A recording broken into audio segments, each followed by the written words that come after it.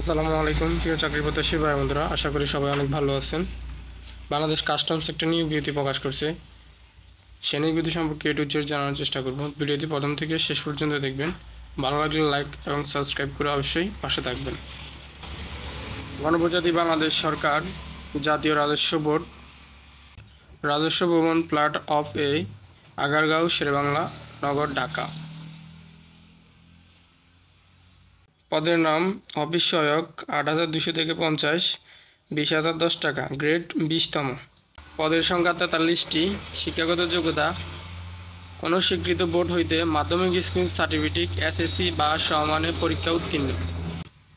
যে সকল জেলার প্রার্থী আবেদন করতে পারবেন: সকল জেলার প্রার্থী আবেদন করতে পারবেন। জাতীয় রাজস্ব বোর্ড ৩০শে জুন মাধ্যমে জারিকৃত বিজ্ঞপ্তি অনুযায়ী ইতিমধ্যে যারা এই পদে আবেদন করছেন তাদের নতুন করে আবেদন করার প্রয়োজন নেই।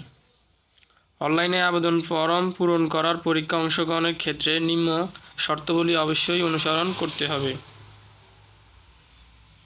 প্রার্থীকে জন্মসূত্রে বাংলাদেশের স্থায়ী নাগরিক হতে হবে।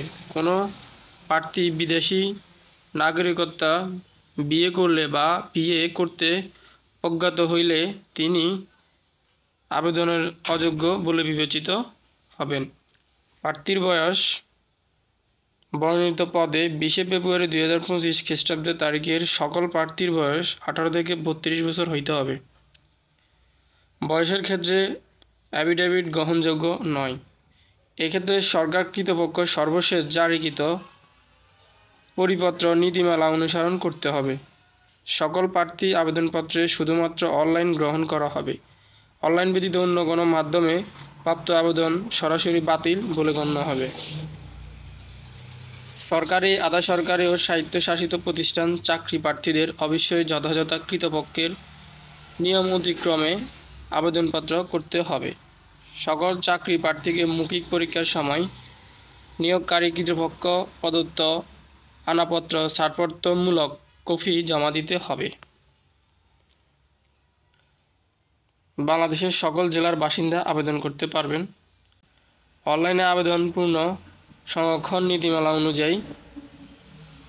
আপনারা যারা এই নিয়োগ বিজ্ঞপ্তিতে আবেদন করবেন, আমি এই নিয়োগ বিজ্ঞপ্তি সম্পর্কে এ টু জেড ভিডিও ডিসক্রিপশন বক্সে দিয়ে দেবো। সেখান থেকে কিভাবে কি করতে হবে, আবেদন কিভাবে করবেন, কত টাকা খরচ হবে।